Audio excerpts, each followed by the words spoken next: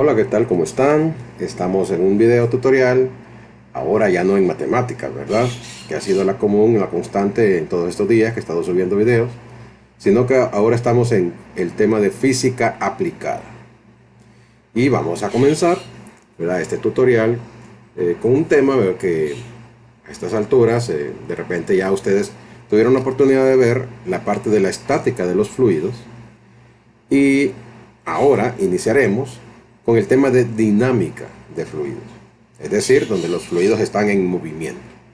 Y para ello, también, dentro de esta introducción al tema de la dinámica de fluidos, analizaremos una ecuación muy importante que tiene muchas aplicaciones en nuestra vida, que es la ecuación de continuidad.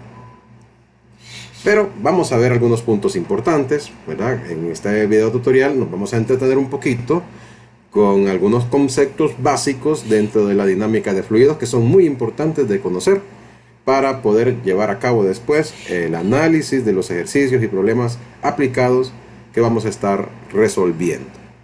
Puntos importantes. En primer lugar, ¿qué es la dinámica de fluidos?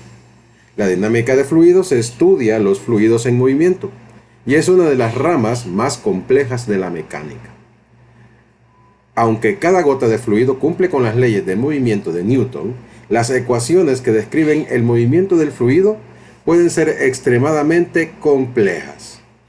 En muchos casos prácticos, sin embargo, el comportamiento del fluido se puede representar por modelos ideales sencillos, que es lo que vamos a hacer en este tutorial y en los que siguen, que permiten un análisis detallado. Nosotros vamos a simplificar las ecuaciones que tengan que ver con la dinámica de fluidos en unas condiciones que vamos a estar explicando a continuación. Porque las ecuaciones ya modeladas conforme a la realidad son más complejas. Así que empecemos analizando algunos puntos importantes sobre este tema de la dinámica de fluidos. Tipos de flujo. Hay dos tipos de flujo: el flujo laminar o estable y el flujo turbulento. En el flujo laminar,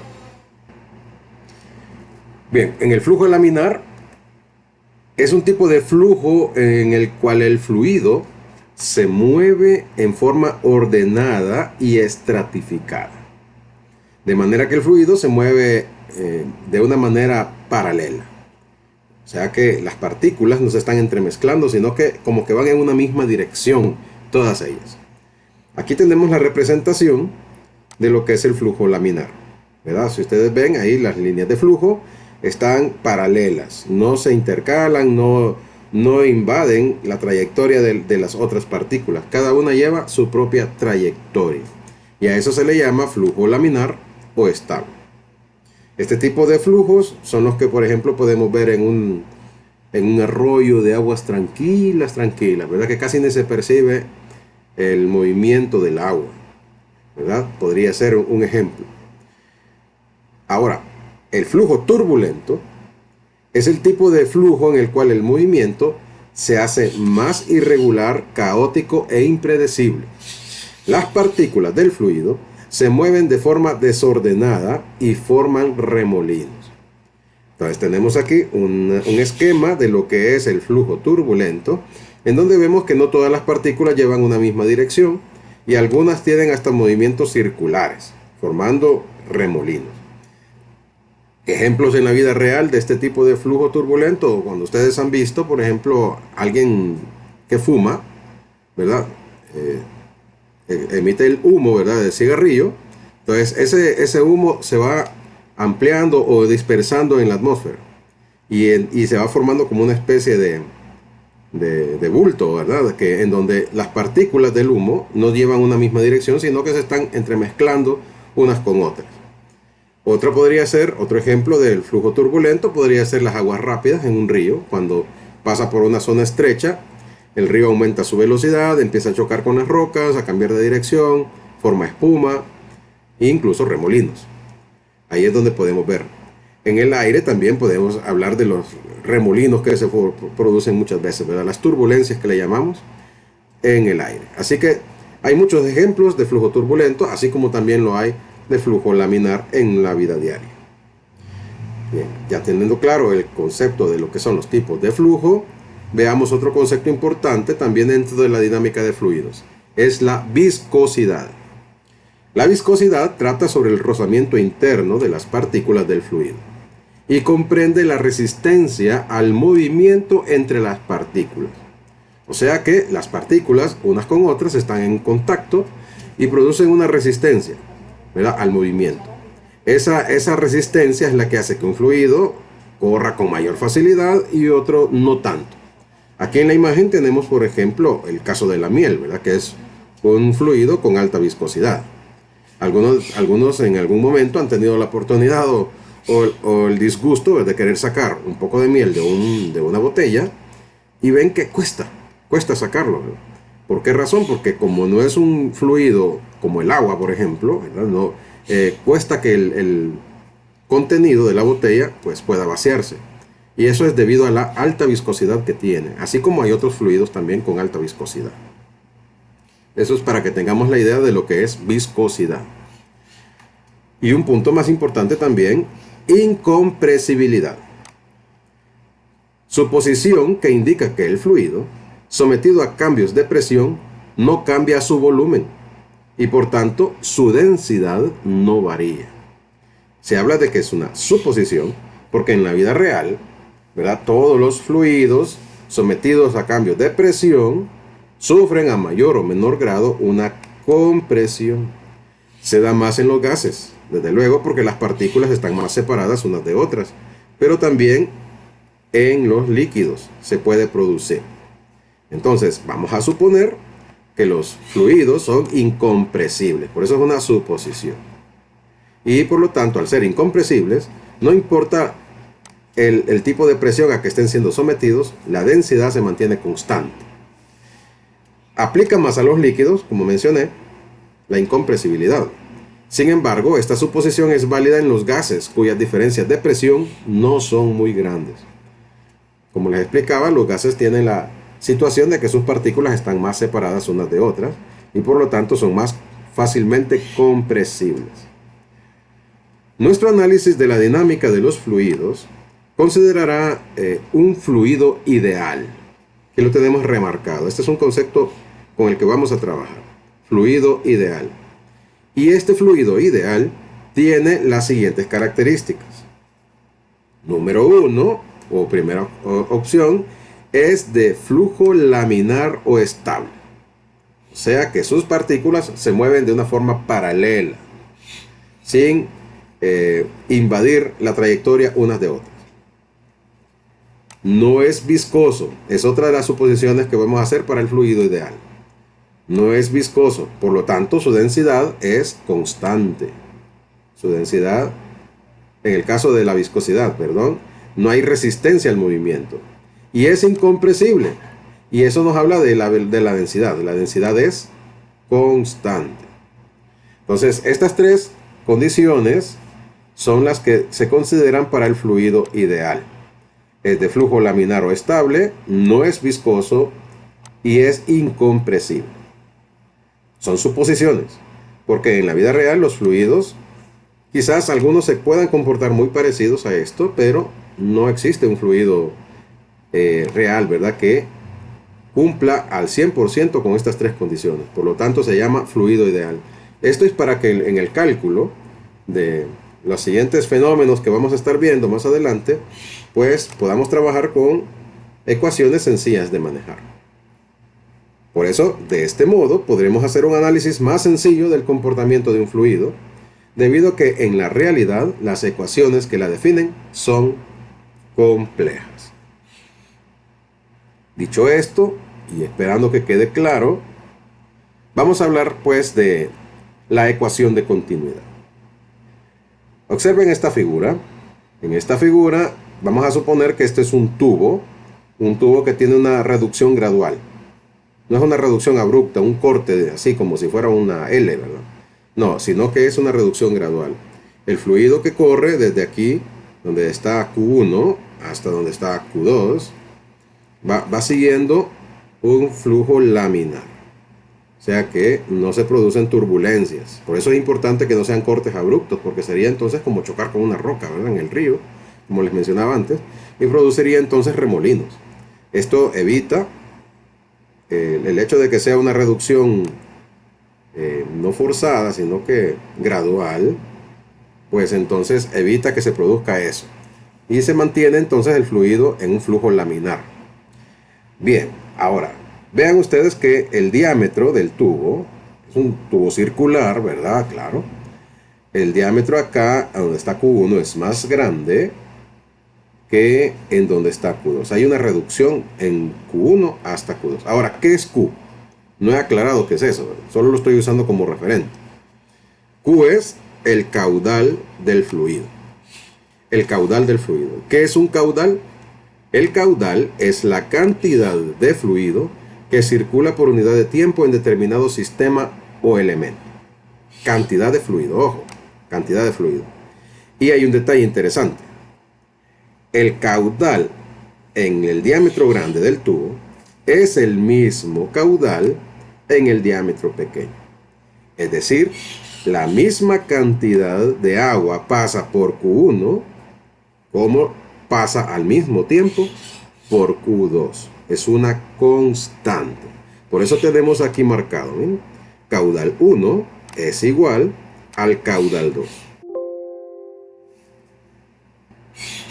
Bien, corrigiendo el asunto de la energía en la computadora. Entonces, ya tenemos claro, ¿verdad? Que el caudal o la cantidad de agua que pasa por el diámetro grande es la misma que pasa por el diámetro pequeño del tubo. Analizando esta relación, bueno, tenemos que caudal es igual a la densidad del fluido, este símbolo es densidad, por el área transversal del tubo, por la velocidad del fluido en ese punto. Repito, densidad del fluido por el área transversal del tubo, por la velocidad del fluido. Entonces el área transversal es la que está aquí, que es un círculo, ¿verdad? O sea, lo que tenemos aquí nosotros es una circunferencia, ¿verdad? No debemos olvidar eso. O sea, que lo que tenemos aquí nosotros es que esta, visto de frente, tiene forma circular, ¿verdad? Igual sucedería en el lado derecho porque es un tubo. ¿No? Para que quede claro, ¿verdad?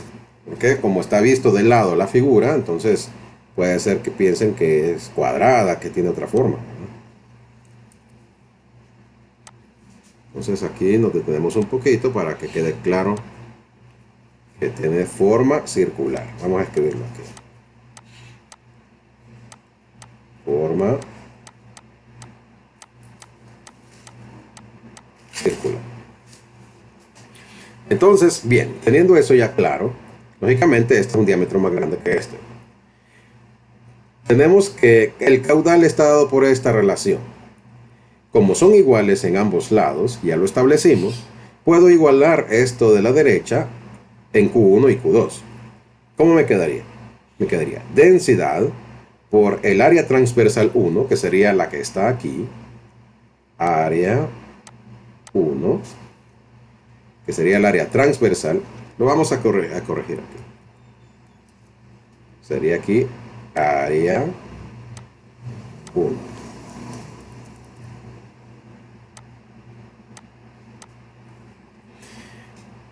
Por la velocidad 1, que es la velocidad que lleva el fluido en este punto, que está en rojo, ¿verdad? Ahora, eso es igual, lógicamente, a cualquier punto del tubo, pero nos interesa dónde está Q2. Entonces, tendríamos densidad por el área transversal 2, que sería entonces aquí área 2, por la velocidad 2. Porque obviamente la velocidad cambia. Al reducirse el espacio, como el caudal es el mismo, el agua tiene que salir a mayor velocidad. A mayor velocidad. Entonces tenemos aquí sería la velocidad 2. Ya teniendo identificado esto, hay un detalle aquí. Como la densidad es la misma, porque consideramos que el fluido es incompresible, y ya dijimos que por ser incompresible su densidad es constante, podemos darnos el lujo de cancelar las densidades, las cancelamos, y nos queda por lo tanto esta relación. Área 1 por velocidad 1, que es la que corresponde a donde está Q1, es igual a área 2 por velocidad 2, que es la que corresponde donde está la velocidad 2.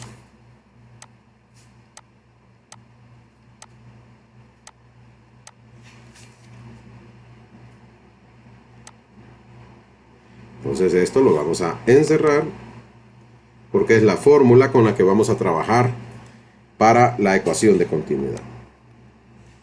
Es una constante esa relación A-B, A por B, ¿verdad? Entonces podemos igualarlas en cualquier punto a lo largo del tubo.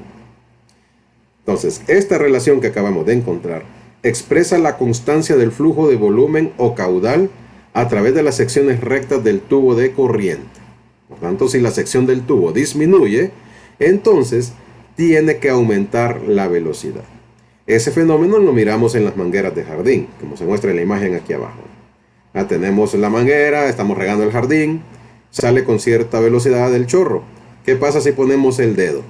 Estamos reduciendo el área de salida. Es como que hiciéramos una reducción, ¿verdad? Del tubo, de la manguera. Y por lo tanto, la velocidad del chorro de agua aumenta, sale con mayor presión. Entonces, ahí se ve claramente ese fenómeno, ¿verdad?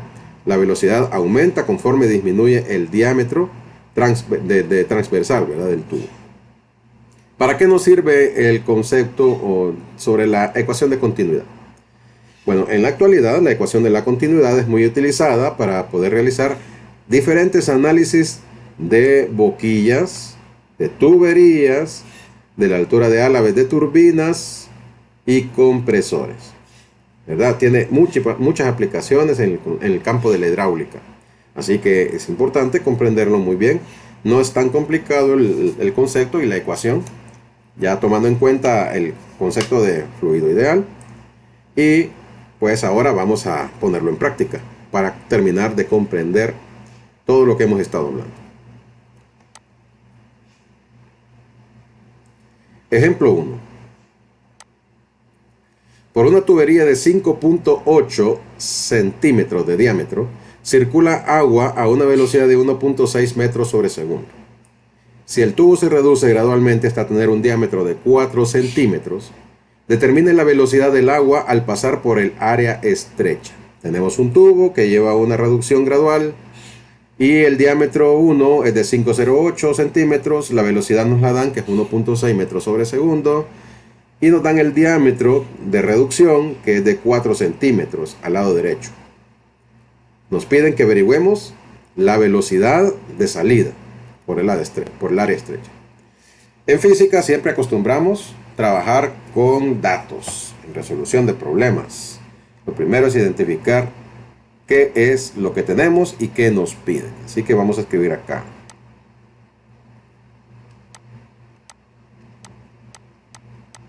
Datos. Bien, nos dan la velocidad 1, que es de 1.6 metros sobre segundo. Nos dan el diámetro 1, que es de 5.08 centímetros.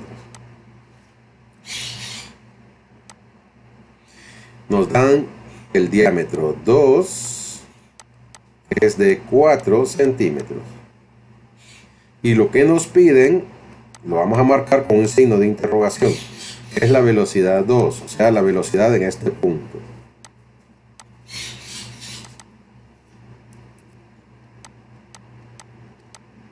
Es lo que nos están pidiendo. Bien, notemos que la velocidad está dada en metros sobre segundo. Hay que tener ese cuidado siempre que estamos nosotros resolviendo con las unidades con las que estamos trabajando.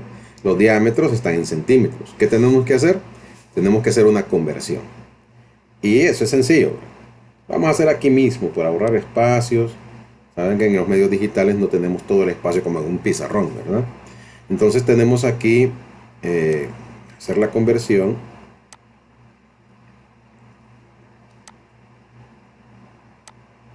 a metros. Entonces, como quiero eliminar centímetros, centímetros van abajo, metros van arriba. Vamos a decir 1 metro y abajo equivale a 100 centímetros. Entonces cancelamos centímetros. Y recuerden, porque esto se ve en física 1 y en física 2 también, que al momento de aplicar este factor de conversión, el del número A que está arriba va a multiplicar y el que está en el denominador va a dividir, ¿verdad? Va a dividir. Por lo tanto, aquí vamos a hacer una división. 5.08 entre 100. Al utilizar la calculadora, esto nos va a quedar como 0.0508 metros. Y ya tenemos el diámetro 1 expresado en metros. Ahora hagamos lo mismo con 4 centímetros. 1 metro, 100 centímetros. Entonces podemos cancelar aquí. Me quedó ahí, ¿verdad? Perdón. Y entonces cancelamos centímetros. Y al dividir 4 entre 100, ¿verdad? Recuerden que el de abajo divide, el denominador. 4 entre 100 nos queda 0.04.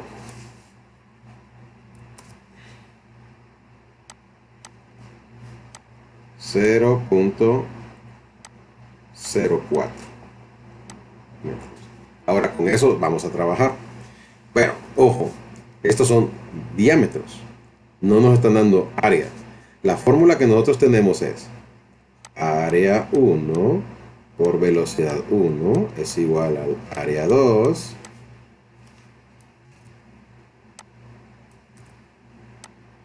por la velocidad 2. Como yo quiero encontrar la velocidad 2, esto lo puedo pasar por la propiedad transitiva, reflexiva, perdón, pasarlos al lado izquierdo y estos al lado derecho. O sea que me queda área 2, velocidad 2 es igual al área 1, velocidad 1. Despejando, como este multiplica, pasaría a dividir, ¿verdad? El área 2 multiplica, pasa a dividir. Porque queremos encontrar velocidad 2. Entonces tenemos aquí velocidad 2 es igual al área 1, velocidad 1, dividido entre el área 2. Entonces ya tendríamos aquí solo que sustituir los datos. Pero tenemos un problema. Tenemos que son diámetros, no son áreas. Por lo tanto, yo tengo que encontrar las áreas correspondientes a estos diámetros. Son forma circular, como se ve en la figura. Entonces tenemos que hacerlo y vamos a recordar cuál es la fórmula que se utiliza para ello.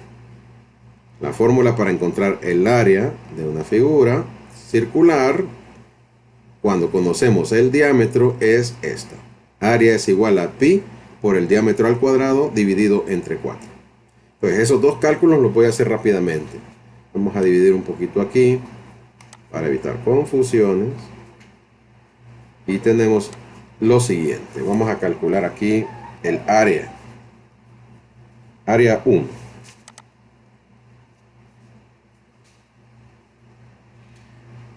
Área 1 es igual a pi por el diámetro al cuadrado, que sería el diámetro 1, 0.0508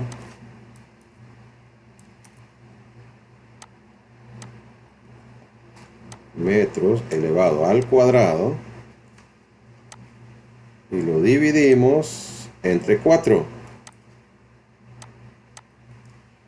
¿Cuánto nos dará esto? Bueno, pues tenemos que usar calculadora. Veamos. Aquí tengo una, ¿eh? Entonces tendríamos aquí pi, lo vamos a considerar como, bueno, vamos a sacar aquí shift, aquí aquí tengo pi por 0.0508 y este lo voy a elevar al cuadrado. Entonces apretamos la tecla correspondiente y lo vamos a dividir todo esto entre 4. Pi por el diámetro al cuadrado dividido entre 4. Pueden ver claramente que ahí está. Y nos da con notación científica. Nos vamos a quedar con 4 cifras significativas. O sea que nos daría aquí 2.027. 2.027 por 10 a la negativo 3.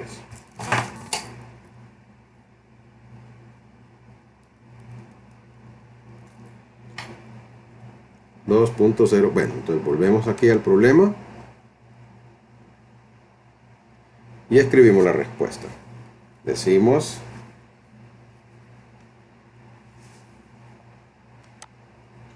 que área 1 es igual a 2.027 por 10 a la negativo 3 metros cuadrados. Y tenemos el área 1. Pero ahora me falta el área 2. Siguiendo este mismo procedimiento, estoy viendo que el espacio aquí no me va a dar, ¿verdad? Estamos teniendo problemas con esto. Entonces vamos a plantearlo siempre a la misma altura para que no haya confusión. Y vamos a decir aquí, área 2 es igual a pi multiplicado por 0.04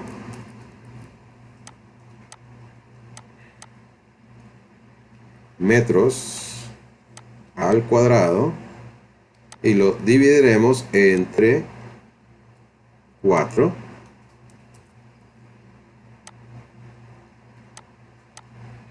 Entonces ahora tenemos que volver a la calculadora para encontrar la solución. Entonces tendríamos aquí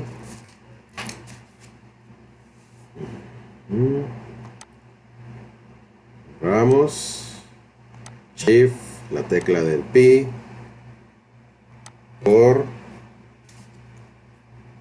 0.04, lo elevamos al cuadrado y luego dividimos entre 4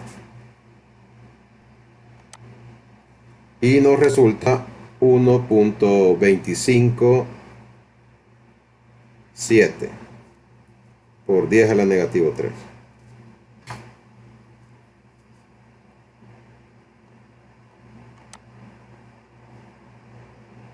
Volvemos al ejercicio y anotamos la respuesta aquí. Sería, por lo tanto, 1.257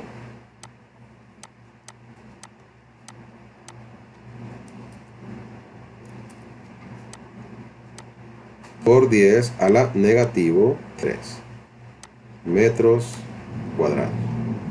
Tenemos ya las dos. Las vamos a remarcar acá para que quede en otro color, para que queden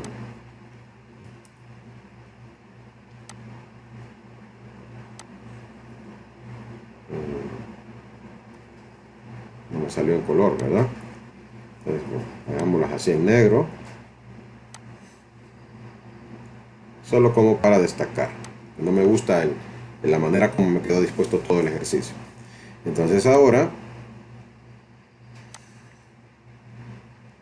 resolvemos. Lo vamos a hacer de una vez, porque ya tenemos todos los datos. Nos queda, por lo tanto, que la velocidad 2 es igual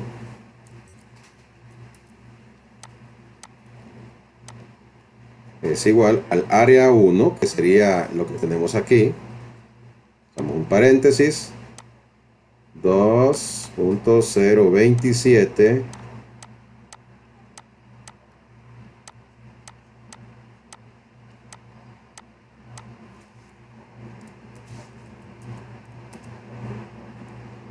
por 10 a la 3, a la negativo 3, perdón, metros cuadrados,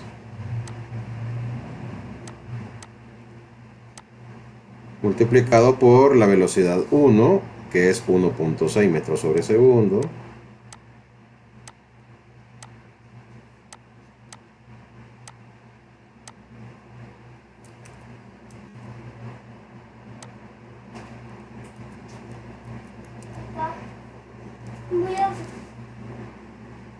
metros sobre segundo,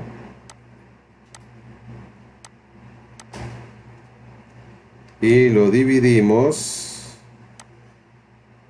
entre el área 2, que es 1.257,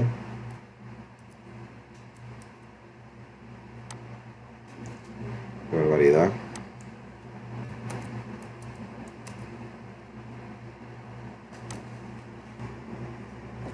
sería 257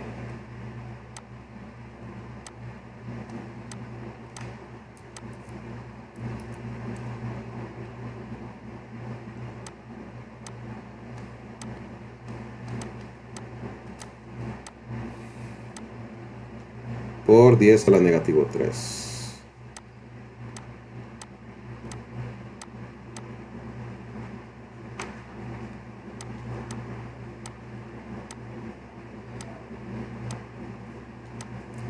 Disculpen la calidad de mis números, pero es que esta tableta hoy no quiere trabajar.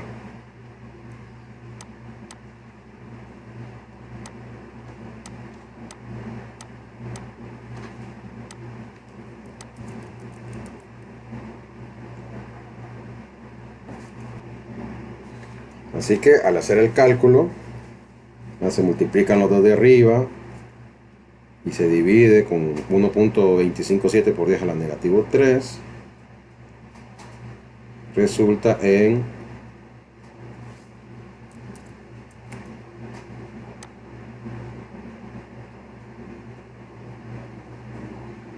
2.58 metros sobre segundo. Y esa sería la solución o la respuesta al ejercicio que estamos ahorita haciendo. Entonces lo vamos a resaltar un poquito para que no cree confusión. No me gusta cómo me salió este ejercicio así en el orden, pero se entiende, ¿verdad? Entonces hay que tratar de economizar los espacios para que el ejercicio no sea tan extenso, ¿verdad? Entonces, recapitulando lo que se hizo, primero identificamos los datos, luego convertimos los centímetros a metros. En el caso del área, pues la encontramos, ¿verdad?, a partir de los diámetros, utilizando la fórmula pi d cuadrado sobre 4. Encontramos área 1, área 2. Luego, al despejar para velocidad 2, encontramos la relación área 1, velocidad 1 entre área 2. Al sustituir los datos que habíamos obtenido, resolvemos usando la calculadora y obtenemos que la velocidad es de 2.58. Si comparamos, la velocidad en el diámetro más grande es de 1.6 y aumentó la velocidad al reducirse el diámetro, tal como ya lo habíamos dicho anteriormente. Bien, estos ejercicios son para que ustedes los vean detenidamente, no solo una vez, pueden verlos las veces que necesiten. Bien, los ejercicios que están aquí en esta imagen, ¿verdad?, se parecen mucho al que acabo de mostrarles en el ejemplo. Apliquen lo que les expliqué, ¿verdad?, sobre la ecuación de continuidad y pues siguiendo los pasos del ejercicio anterior no tendrán ninguna dificultad en resolverlo, ¿verdad? Léanlos detenidamente y a practicar. En posteriores videos seguiremos trabajando con ejemplos de la ecuación de continuidad y de nuevos temas también. ¡Feliz día!